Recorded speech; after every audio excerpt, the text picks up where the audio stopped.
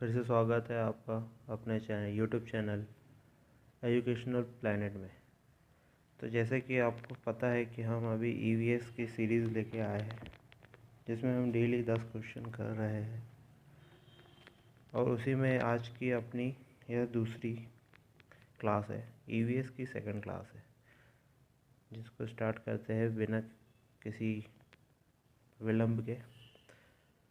Question हम पढ़ते जाएंगे। आपको जिसमें जो क्वेश्चन में आंसर पता है आप बिल्कुल कमेंट कर सकते हैं बिना किसी भी झिझक के,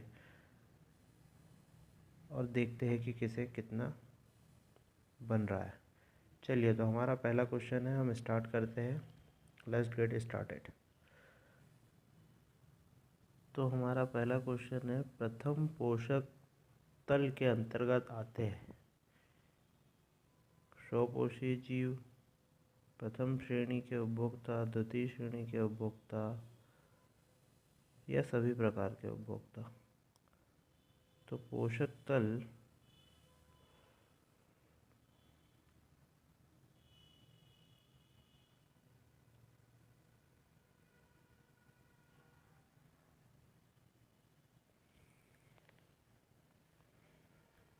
तो हमारा पहला क्वेश्चन है, प्रथम पोषक तल, वे पुरुष नहीं है, पोषक है, इसको हटा दीजिएगा, पोषक है वो, पोषक। प्रथम पोषक तल के अंतर्गत आते हैं स्वपोषी जीव, प्रथम श्रेणी के उपभोक्ता, द्वितीय श्रेणी के उपभोक्ता या सभी प्रकार के उपभोक्ता। तो जैसे कि हमें पता है, प्रथम पोषक तल वो होंगे जो खुद से खाना बनाते होंगे, और यहाँ सेकंड, थर्ड और फोर्थ ऑप्शन क्या कह रहा है कि ये उपभोक्ता है, जो कि प्रथम पोषक तल में आ ही नहीं सकते। इसलिए हमारा आंसर क्या होना चाहिए यहाँ पे? हमारा आंसर होगा स्वपोषीय जीव। चलिए हम देख भी लेते हैं इसका क्या है। प्रथम पोषक तल के अंतर्गत स्वपोषी जीव आते हैं, जिनको हरे पौधे एवं वनस्पति के रूप में जाना जाता है। ठीक है, ये हुआ हमारा पहला क्वेश्चन। दूसरे क्वेश्चन पे चलते हैं। नेक्स्ट क्वेश्चन क्या बोलता है? भौतिक पर्यावरण का निर्माण होता है। भौतिक पर्यावरण का निर्माण कैसे होता है, ये आपको बताना है। ऑप्शन है बाहरी शक्तियों से, दूसरा है आंतरिक शक्तियों से, तीसरा एक और दो दोनों शक्तियों से, चौथा है सामाजिक शक्तियों से। देखिए, आप अपने हिसाब से इसका आंसर बताइए। आपको पता है तो बहुत अच्छी बात है, नहीं पता है तो हम इसका आंसर तो बता ही रहे हैं। तो भौतिक पर्यावरण का निर्माण कैसे होता है, देखिए इसका एक्सप्लेनेशन बताते हैं हम आपको। भौतिक पर्यावरण का निर्माण आंतरिक शक्तियों एवं बाहरी शक्तियों के आधार पर होता है। आंतरिक शक्तियाँ जैसे कि भूकंप एवं ज्वालामुखी आदि, तथा बाहरी शक्तियाँ जैसे जल, भवन, हिमानी आदि आते हैं। तो इस हिसाब से हमारे सेकंड नंबर के क्वेश्चन का आंसर क्या होना चाहिए? आंतरिक भी सही होगा, बाहरी भी सही होगा, उल्टा बोल दिया हूँ मैंने, बाहरी भी सही होगा और आंतरिक भी सही होगा। इसलिए हमारा आंसर होगा ऑप्शन नंबर 3, जो कि एक और दो दोनों है। ठीक है, चलिए हम नेक्स्ट क्वेश्चन पे चलते हैं। हमारा नेक्स्ट क्वेश्चन नंबर 3 क्या कह रहा है? उत्पादक जीवधारी है।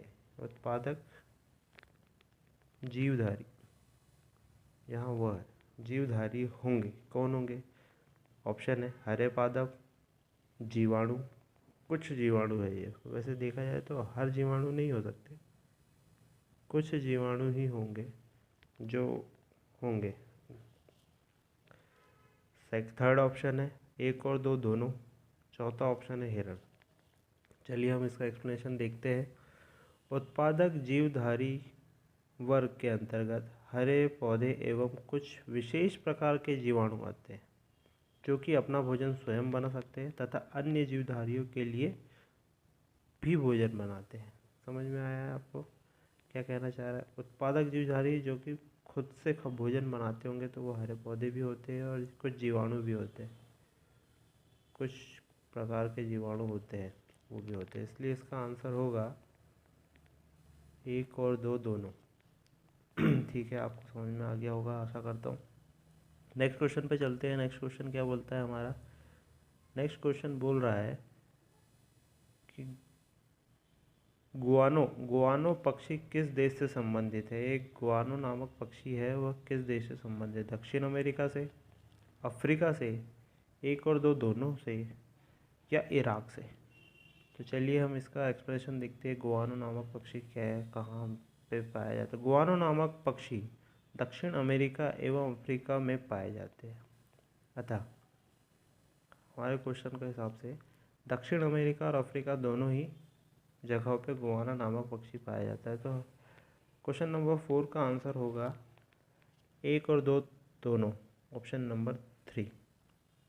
नेक्स्ट क्वेश्चन पे चलते हैं। नेक्स्ट क्वेश्चन हमारा क्वेश्चन नंबर 5।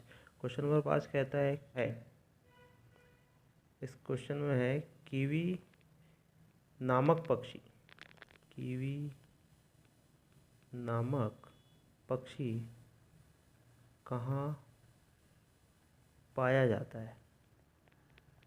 ये कहाँ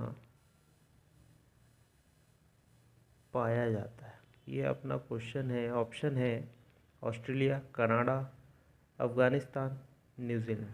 चलिए देखते हैं कीवी नामक पक्षी का। कीवी न्यूजीलैंड का पक्षी है जिसका स्वरूप मुर्गी के तरह होता है तथा उड़ने में असमर्थ होता है। तो हम कह सकते हैं कीवी काइंड ऑफ इंडिया की मुर्गी टाइप का है, जो कि कहाँ पे होता है, न्यूजीलैंड में। तो हमारे क्वेश्चन नंबर 5 का आंसर क्या होगा, न्यूजीलैंड, ऑप्शन नंबर 4। चलिए देखते हैं क्वेश्चन नंबर 6। क्वेश्चन नंबर 6 बहुत अच्छा है। हमारे टीचर के हिसाब से, टेट के हिसाब से ये सही क्वेश्चन आया है। क्वेश्चन है किशोरों के लिए प्रोटीन की सर्वाधिक मात्रा किस आयु वर्ग में होनी चाहिए। ऑप्शन है 13 से 15 वर्ष, 16 से 18 वर्ष, 13 से 16 वर्ष और 18 से 19 वर्ष। चलिए देखिए, लगाइए आप अपने हिसाब से, क्या आपको सही लग रहा है, खुद का एनालिसिस कीजिए। हम ऑप्शन आंसर देखते हैं। आंसर है किशोरों में 16 से 18 की आयु में प्रोटीन की सर्वाधिक मात्रा आवश्यक होती है। एक किशोर के लिए यह मात्रा लगभग 60 ग्राम तक होनी चाहिए। अतः हमारे क्वेश्चन नंबर 6 का आंसर क्या होगा, 16 से 18, जो कि ऑप्शन नंबर कौन सा है, ऑप्शन नंबर है सेकंड। किशोरों के लिए प्रोटीन की सर्वाधिक मात्रा 16 से 18 वर्ष की आयु में होनी चाहिए, जो कि कितनी होनी चाहिए, लगभग 60 ग्राम के लगभग मिलनी चाहिए। क्वेश्चन नंबर 7 देखते हैं। 7वां क्वेश्चन कहता है विटामिन डी की कमी से होने वाले रोग। विटामिन डी की कमी से कौन सा रोग होता है, ये बताना है। पहला ऑप्शन है रिकेट्स, सेकंड हड्डी वर्धक रोग, थर्ड हड्डी अल्पवृद्धि रोग, फोर्थ ऑप्शन है वक्र अस्थि रोग। तो दोस्तों ये वाला सभी को पता होगा कि विटामिन डी की कमी से कौन सा रोग होता है। विटामिन डी की कमी से होता है रिकेट्स रोग, ऑप्शन नंबर 1, जो कि सही है। एक्सप्लेनेशन देख लेते हैं। विटामिन डी की कमी से रिकेट्स नामक रोग होता है, जो कि हमने लगाया है। क्या है हमारा क्वेश्चन नंबर 7 का आंसर, रिकेट्स, विटामिन डी की कमी से होने वाला। चलिए नेक्स्ट क्वेश्चन पे चलते हैं। क्वेश्चन नंबर 8, कौन सी जलधारा गर्म जलधारा से संबंधित नहीं है। हमें नहीं है बताना है, कौन सी जलधारा संबंधित नहीं है, गर्म जलधारा से संबंधित है। ऑप्शन है गल्फ स्ट्रीम जलधारा, सेकेंड है ब्राज़ील की जलधारा, थर्ड है 1 और 2 दोनों, यानी गल्फ स्ट्रीम और ब्राज़ील दोनों की जलधारा है, चौथा है क्यूराइल ये जुड़ा हुआ है, क्यूराइल की जलधारा। चलिए एक्सप्लेनेशन देखते हैं। गल्फ स्ट्रीम एवं ब्राज़ील की जलधारा गर्म जलधारा के रूप में जानी जाती है। अतः हमारे इस क्वेश्चन का आंसर क्या होगा, 1 और 2 दोनों, मतलब ऑप्शन नंबर 3, 1 और 2 दोनों जलधाराएं गर्म जलधारा के रूप में जानी जाती है। चलिए next question, question number 9। Question number 9 क्या कहता है, थोड़ा बड़ा कर देता हूँ मैं।